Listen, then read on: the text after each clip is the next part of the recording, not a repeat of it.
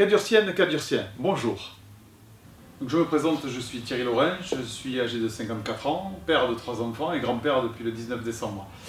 Donc j'ai souhaité être candidat aux élections municipales parce qu'après toutes ces années impliquées économiquement, à la Chambre de commerce, à l'Union patronale ou dans d'autres instances, Initiative Lot ou autres, où on aide les porteurs de projets à créer leurs entreprises, j'ai décidé de faire quelque chose pour cette belle ville que j'aime beaucoup puisque j'y suis né, j'y ai étudié, j'y ai travaillé, j'y ai créé mes entreprises. Et donc l'idée c'était vraiment de faire quelque chose pour la dynamiser parce que j'ai l'impression que cette ville est un petit peu endormie en quelque sorte et je pense qu'on a des choses à faire et qu'il est important de les faire maintenant. Donc j'ai souhaité concrétiser ma liste avec des gens connus, reconnus de la société civile et qui sont incontestables dans certains domaines, donc en l'occurrence que ce soit le sport, que ce soit la santé, que ce soit l'économie, que ce soit la fiscalité et bien d'autres sujets bien sûr, puisque l'idée, si vous voulez, c'était de représenter au maximum la société civile, c'est-à-dire que notre ville elle regroupe des gens d'horizons différents, de sensibilités politiques différentes, de milieux sociaux différents.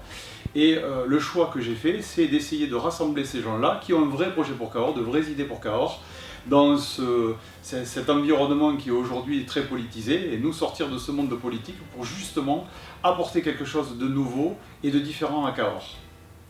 Cela fait quelques années que je constate quelques incohérences. On souhaite dynamiser le cœur de ville, mais à côté de ça, on met un stationnement confié à une société privée, très répressive, qui à mon avis ne correspond pas à une ville de la taille de Cahors.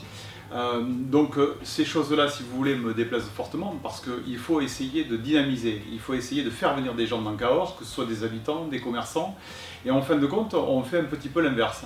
Donc ça fait partie des choses qui m'ont un petit peu stimulé à ce niveau.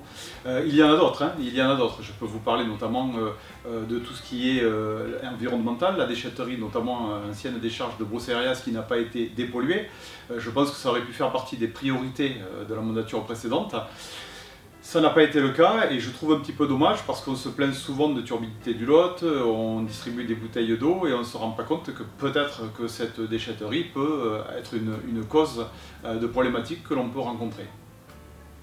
Chose importante que je tiens à préciser, on entend tout et n'importe quoi, il faut savoir que dans mon équipe, il n'y a personne d'encarté dans un parti, quel qu'il soit. Et en l'occurrence, surtout pas LREM, contrairement peut-être à d'autres équipes qui ne l'affichent pas, mais qui ont des gens encartés.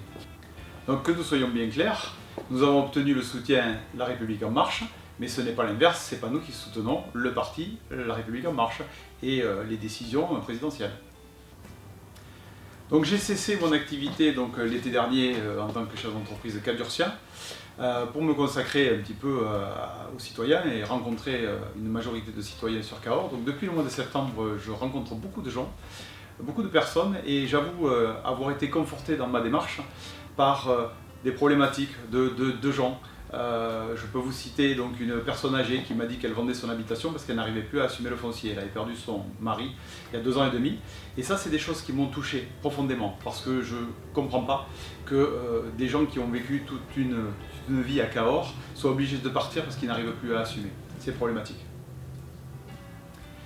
J'ai tenu à faire cette vidéo d'abord pour que vous me connaissiez et que vous me reconnaissiez quand on se croisera dans la rue et aussi pour laisser la parole un petit peu à certains de mes colistiers qui vous présenteront différents thèmes puisque nous avons créé des commissions dans lesquelles chacun a pu s'insérer pour travailler sur l'environnement, sur la cohésion sociale, sur le sport, sur la fiscalité, sur l'insécurité et l'incivilité. Donc nous avons des gens qui sont spécialisés dans ces domaines et que vous reverrez sur des vidéos et qui vous présenteront les sujets en détail. Pour ma part, je tiens quand même à vous dire que je suis très attaché au service public. Que, contrairement à ce qu'on pourrait croire, parce que j'étais chef d'entreprise, je considère que le service public est très important et qu'il faut le valoriser. Lui redonner cette lettre de noblesse, si vous voulez. Aujourd'hui, dans la ville de Cahors, on voit de moins en moins d'agents. Et les gens se plaignent de cette situation-là, parce qu'ils se rendent compte qu'il y a de moins en moins de choses de fait. Et si vous voulez, je crois qu'il faut revaloriser ça. Bien que le personnel se rende compte qu'il est très important aux yeux des citoyens, et que les citoyens se rendent compte que les agents sont très importants pour eux. Trop souvent, on entend dire que les élus prennent des décisions régulièrement sans consulter la population. Moi, je voudrais dire une chose, c'est que la ville, elle n'appartient pas aux élus, elle appartient à tous les citoyens. Et ce qui est important, c'est de pouvoir associer les citoyens aux grandes décisions. Pour cela, je tiens à vous dire que nous avons signé la charte anticorps. Alors ça ne va pas vous dire grand chose, mais je vous invite à aller sur notre site pour voir les 30 points les plus éthiques qu'elle reprend, cette charte. Et notamment, je peux vous en citer quelques-uns, c'est que le maire ne peut faire que 2 mandats consécutifs. Je crois que c'est aussi important de se dire, on vient, on fait un passage. On emprunte quelque part la ville quelque temps pour essayer de la gérer au mieux, mais il ne faut pas vouloir garder ce siège-là. Donc 2 mandats, à mon avis, c'est suffisant. Aussi, chose très importante, c'est d'intégrer les listes qui seront élues avec la minorité. Donc de manière à ce que ces gens-là puissent quand même participer à des décisions, donc les intégrer dans les commissions, les intégrer au niveau du conseil municipal, parce qu'ils représentent quand même une tranche de la population qui aura voté pour eux. Et je crois qu'il est important de les intégrer à ce niveau. Dès l'instant où on a des dépenses un petit peu importantes, solliciter la population par une consultation, par un référendum, de manière à voir s'ils sont d'accord ou pas. Et moi je crois que sur les grands projets, il est important de faire ce pas. Une chose aussi qui est inclue dans la charte anticorps, c'est la partie donc émoluments. Il est important que la population puisse savoir précisément ce que touche à la fois le maire et les élus. Et aussi, chose très importante, autant de présence. C'est-à-dire que pour moi, quelqu'un qui ne participe pas, qui ne vient pas aux commissions, qui ne vient pas au conseil municipal, mais quelque part il doit être pénalisé. Et donc il faut qu'il y ait son émolument qui soit en considération et en adéquation avec le temps de présence et la présence aux commissions. Notre ville est magnifique, elle a de nombreux atouts. En l'occurrence, on sait très bien que les touristes sont assez prisés pour venir à Cahors et apprécient donc la visite de Cahors. Ceci dit, quand on va sur des blogs, on se rend compte que les gens y restent relativement peu. Donc il va falloir faire rester les touristes à Cahors. Quand ils viennent, ils vont voir le pont d'entrée, ils vont voir la cathédrale, et malheureusement, ils ne restent pas. Donc il faut faire en sorte qu'ils puissent rester. Il va falloir développer économiquement cette ville, et moi je veux la redynamiser. On a en projet donc, de créer une agence de développement économique. Aujourd'hui, si vous voulez, vous n'avez pas de guichet unique, et c'est la croix et la bannière pour un chef d'entreprise qui veut s'installer à Cahors. Il faut faire une véritable démarche pour simplifier la chose. Et moi, en l'occurrence, avec mon parcours précédent, je crois être capable, et je suis sûr d'être capable, de pouvoir simplifier la tâche et faciliter la tâche aux chefs d'entreprise qui voudraient créer quelque chose. Créer une agence de développement économique, en collaboration avec bien sûr les chambres consulaires. Aujourd'hui, ils ont la compétence économique, mais on ne l'exploite pas. La compétence économique a été redonnée au Grand Cahors, mais il est certain que nous pouvons nous appuyer sur les chambres consulaires, justement parce qu'ils ont du personnel qualifié pour aller chercher et faire venir des nouvelles entreprises ou des nouveaux commerces et développer bien sûr le secteur économique. Lorsque nous serons élus, nous mettrons en place donc cette relation et vous savez qu'il y a une association qui a été créée, donc qui a mis à disposition 450 000 € donc par la Chambre de commerce pour justement inciter et aider les porteurs de projets. En l'occurrence, je pense qu'il est important de mettre en relation des bailleurs pour justement occuper des locaux vides. Malheureusement, trop souvent à Cahors, on se rend compte qu'il y a des locaux qui sont inexploités et c'est bien dommage. Un sujet qui me tient à cœur particulièrement, c'est le côté circulation dans la ville en fait, et le côté environnemental, parce qu'il y a un lien entre les deux.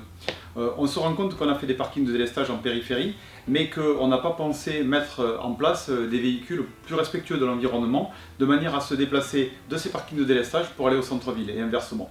Donc personnellement, je veux mettre en place donc, des voies cyclables partout dans la ville, au moins aux 5 entrées principales de la ville, de manière à ce que les gens puissent accéder en toute sécurité, parce que ce n'est pas le cas aujourd'hui, en toute sécurité donc, dans le centre, et repartir après sur des parkings de délestage, là aussi en toute sécurité, de manière à pouvoir faire leurs courses. On a un climat qui se prête quand même à ce genre de choses, parce que globalement dans l'année, on a un climat qui est assez tempéré, on a assez peu de pluie, même si dernièrement on a vécu un épisode un peu pluvieux.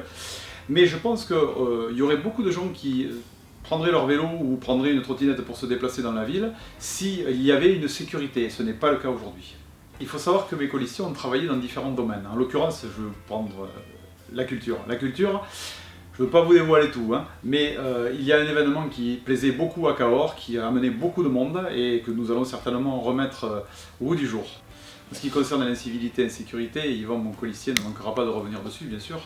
Mais je tiens à vous dire que nous allons remettre en place une police de proximité digne de ce nom. Parce qu'aujourd'hui, il y a une brigade verte, mais ils sont effectifs 1,5, donc à mon avis très restreint. Et la police municipale, on les voit que très peu, parce qu'ils n'ont plus la partie forfait post-stationnement à gérer, donc bien sûr, on les voit un petit peu moins. Ils ont bien sûr la surveillance vidéo, et il va falloir étoffer leurs compétences, élargir un petit peu leurs fonctions, et nous allons les doter d'un équipement dissuasif adapté à chaque situation.